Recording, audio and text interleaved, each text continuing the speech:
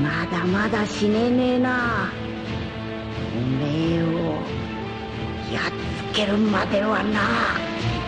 Salut à tous, c'est Life, les amis. Aujourd'hui, toute nouvelle vidéo qui n'était pas du tout prévue à la base. Je voulais totalement changer de type de manga. Je voulais faire une présentation, mais ça sera pour la prochaine fois du coup, puisque j'ai envie de parler du sujet Dragon Ball GT versus Dragon Ball Super, puisque ce débat est totalement interminable. J'aimerais juste remettre dans le contexte que Dragon Ball GT était énormément critiqué avant que Dragon Ball Super ne sorte. Et je suis le premier à critiquer cette œuvre-là, puisque le début de l'œuvre n'est pas si ouf que ça. Bien évidemment, je kiffe Dragon Ball GT, puisque ils ont su se rattraper et faire quelque chose de totalement incroyable. En comparaison à Dragon Ball Super, si vous avez vu ma précédente vidéo, que je trouve particulièrement médiocre. Mais on va essayer de comparer les deux dans cette vidéo. Donc sans plus tarder, allons-y.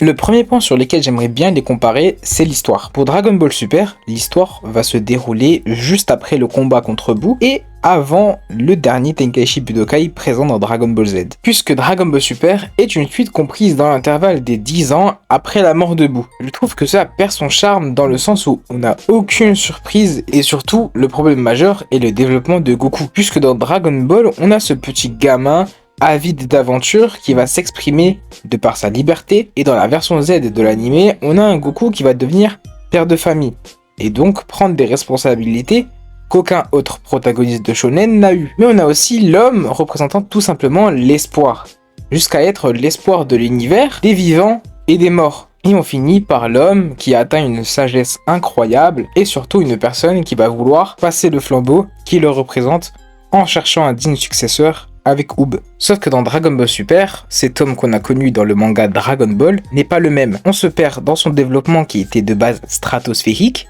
et on se retrouve avec un gamin qui veut juste se battre et qui est surtout en désaccord avec ce qu'il était devenu. Tout cela est totalement pour faire du profit au niveau marketing et vendre plus, puisque la licence Dragon Ball est culte. Et tout le monde sait que Dragon Ball vend. Cependant, dans Dragon Ball GT, on retrouve absolument pas ce gamin. On a même réussi à garder la maturité que Goku a su acquérir. Il sait reprendre son rôle d'espoir quand il le faut et il le fait magnifiquement bien avec ses transformations cultes et le Super Saiyan 4. Bien qu'au niveau de l'histoire, Dragon Ball GT ne se démarque pas énormément et surtout au début.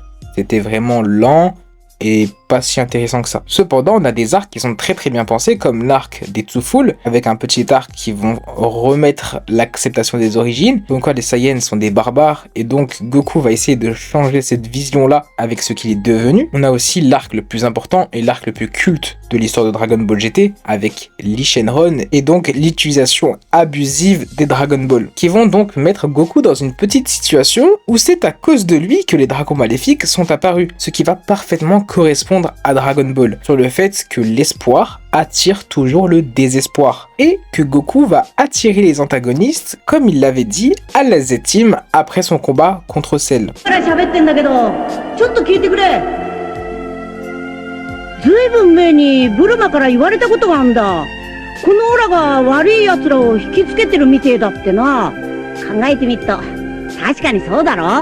Bon, en revenir aux transformations, Dragon Ball GT reste littéralement supérieur à Dragon Ball Super, dans le cas où aucune transformation de Dragon Ball Super ne raconte la moindre chose, excepté le Super Saiyan God comme j'en ai parlé dans ma précédente vidéo, mais ni le SSJ Blue ni le SSJ Blue Evolution de Vegeta ont eu la même surprise ou le même impact qu'a eu les autres transformations de Dragon Ball, comparé donc au SSJ 4 qui elle est totalement logique et très intelligente, puisque Goku a su avoir le SSJ 1 grâce à la colère et a su la dompter pour pouvoir évoluer. Il a donc eu le SSJ 2 et le SSJ 3 sans passer par ce moyen là, sauf que dans Dragon Ball GT, le SSJ 3 il a pas suffi et il est donc repassé par ce moyen là qui est la colère, en se transformant en Ozaru. Mais au lieu de protéger la Terre, il était en train de la détruire. Et donc il affirmait que tous les Saiyans étaient un peuple exécrable, et que les Two-Full avaient donc raison de venir et de détruire tous les Saiyans. Mais c'est sous les larmes de Pan, il prend conscience qu'il veut la protéger. Protéger la Terre en battant ses ennemis, et non détruire la Terre en détruisant ses ennemis. C'est comme cela qu'il a eu le SCJ4 grâce à une maîtrise totale de ses émotions et j'ai trouvé ça totalement intéressant et beau comparé à ce que nous propose Dragon Ball Super.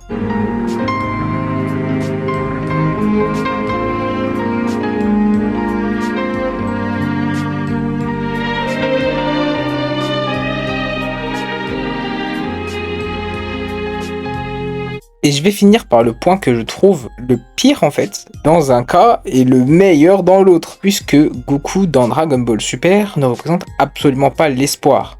Attention, je ne dis pas qu'il ne l'est pas, il l'est totalement, mais il ne le représente pas comme il le représentait dans Dragon Ball. Goku a plus envie de se battre que de protéger les siens, et ça c'est totalement dramatique. Or dans Dragon Ball GT, Goku le représente parfaitement bien l'espoir, et on le voit avec bien évidemment le Genki-Dama universel. Un Genki-Dama venu des quatre coins de l'univers. Pour Goku, le porteur de l'espoir, qui d'autre que cette personne pour représenter cela dans Dragon Ball. Et bien évidemment, dans Dragon Ball GT, on a aussi le mystère de la fin qui fait que Goku devient le nouveau protecteur des Dragon Ball. Après, j'ai pas envie de m'élargir sur ce sujet-là, puisque ce ne sont que des théories et que ceux qui ont fait l'animé ont laissé ça volontairement pour prêter à l'interprétation. Si vous avez envie que je parle de la fin de Dragon Ball GT, dites-le moi et j'en ferai peut-être une vidéo complète. Sur ce, moi je pense que c'est tout ce que j'avais à dire. J'ai analysé les 3 points essentiels parmi Dragon Ball GT et parmi Dragon Ball Super. Bien évidemment, j'aurais pu aller encore plus loin, mais c'était pas du tout le but recherché. Petite parenthèse, j'ai pas mis de scène d'animé en voix officielle, bien évidemment, comme je faisais dans les autres vidéos, pour pas couper ma parole et pas vous perdre, puisque c'est un débat. J'ai privilégié ma voix, et si vous avez des choses à dire ou des choses que vous n'avez pas compris, je vous attends en commentaire, c'est avec un énorme plaisir. J'ai parlé essentiellement du personnage de Goku, puisque je trouve que c'est lui le plus important dans la série. Bien évidemment, j'aurais pu parler de Vegeta, et j'aurais pu encore plus élargir. Préfère faire ça sur une vidéo complète de Dragon Ball GT. Je tease,